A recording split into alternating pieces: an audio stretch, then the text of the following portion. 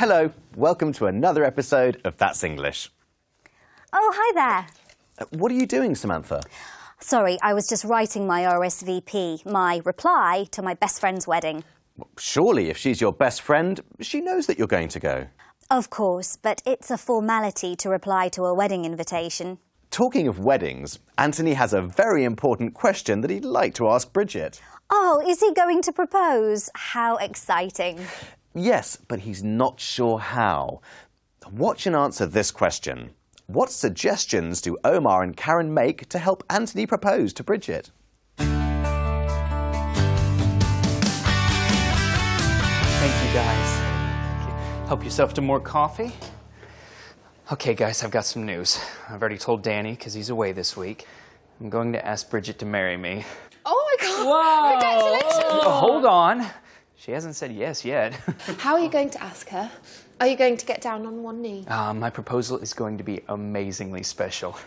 Bridget's favorite novel is Pride and Prejudice by Jane Austen, so I'm going to propose to her like the hero Mr. Darcy would. Oh, show us then. You can practice with Karen. Do sit down. Sir Anthony is here. He has something awfully important to ask you.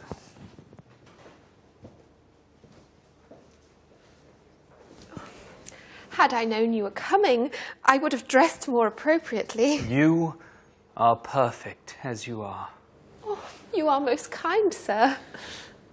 I sincerely hope you will do me the honor of accepting my hand in marriage. Oh, never in my life did I expect such an offer.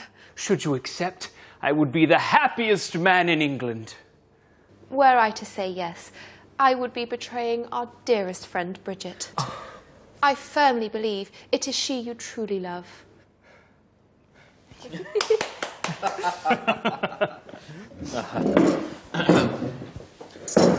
I strongly recommend you get her father's consent first.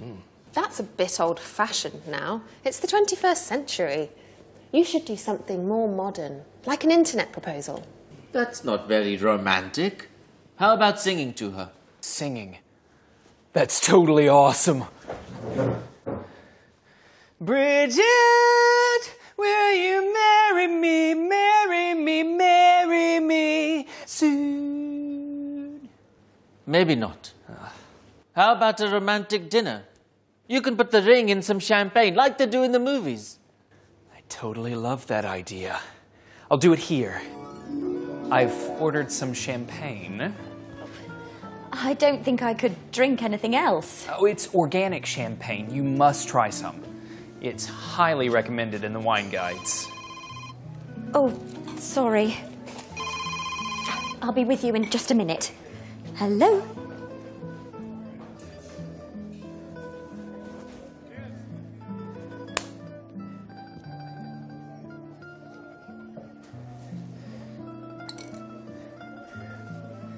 Bridget, we've been together now for... Sorry, Anthony. It's work. An urgent conference call with the US. I've got to go. Dinner was absolutely fabulous. Thanks so much. But what about the champagne? I can't. Next time. Thanks anyway. Give me a ring tomorrow. Tomorrow, then.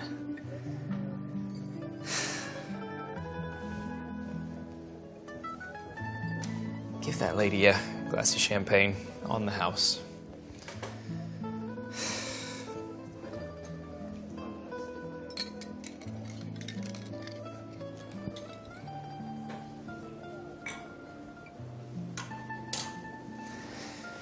Okay, plan B.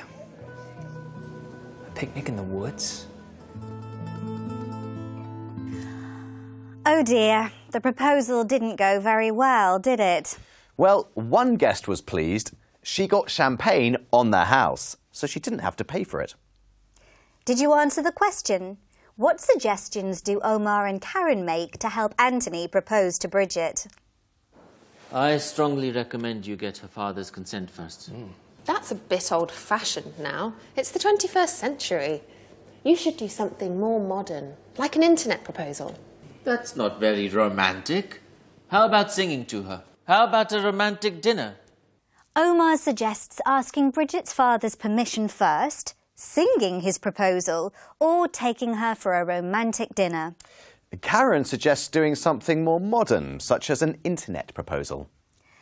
When Anthony was rehearsing his proposal, he and Karen used formal, conditional sentences.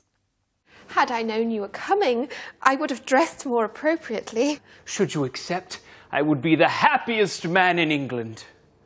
Were I to say yes, I would be betraying our dearest friend Bridget.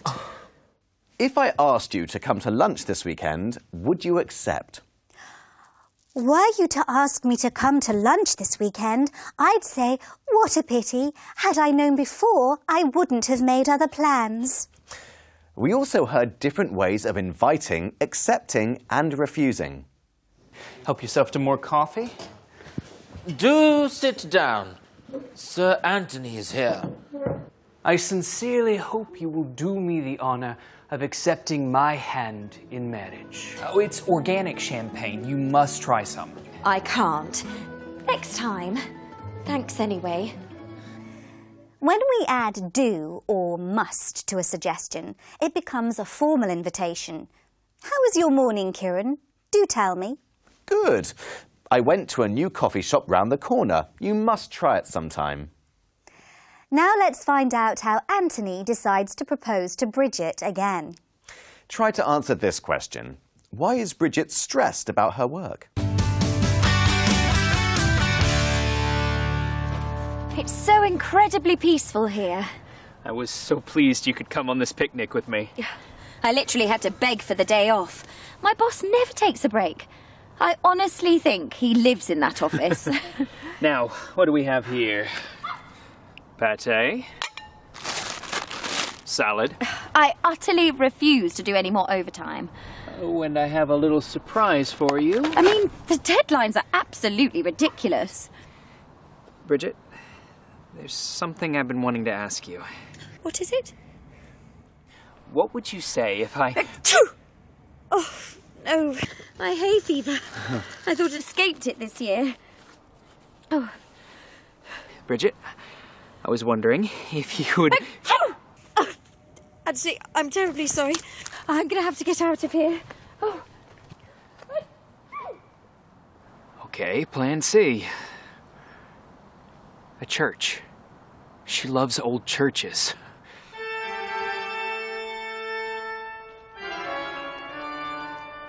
I've never been to this church before.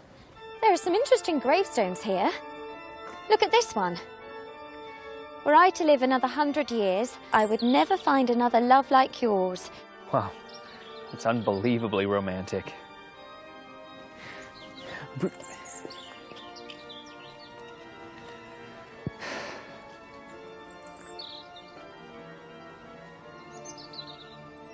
Never will my heart forget you, nor my soul stop longing for you.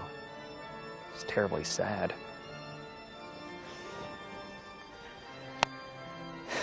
Bridget, I sincerely hope you will accept me as your husband. No, more romantic. Bridget, I strongly believe we were made for each other. Are you talking to yourself, Anthony? Some of these inscriptions are extremely moving. In fact, Bridget. What did you say? I said, will you? Oh, I'm awfully sorry. The wedding party's coming out now. Oh, a wedding, how lovely. I'm going to go and have a look. I give up. It's never going to happen.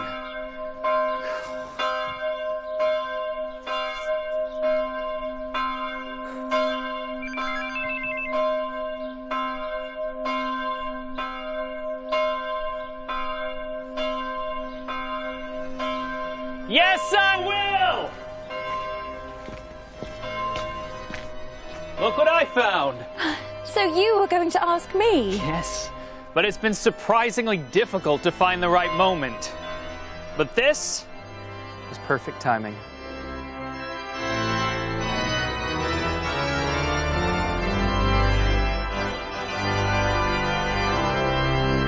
Yay! everybody. They finally did it. Who would have thought a graveyard could be so romantic? Did you answer the question? Why is Bridget stressed about her work? I literally had to beg for the day off. My boss never takes a break. I honestly think he lives in that office.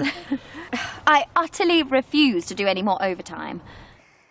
She has a lot of work to do and does a lot of overtime with very little time off. In the second part of the video, we heard other ways to emphasise, this time using adverbs like terribly, sincerely or awfully. Actually, I'm terribly sorry. I'm going to have to get out of here. Oh. Bridget, I sincerely hope you will accept me as your husband. Will you? Oh, I'm awfully sorry. Oh, the wedding party's coming out now. Did you notice that in one of those examples, we started the sentence with an adverb? Never will my heart forget you, nor my soul stop longing for you. Never have I seen such beauty before. Forever will I love you. Oh, Kieran, you old romantic. I'm terribly impressed.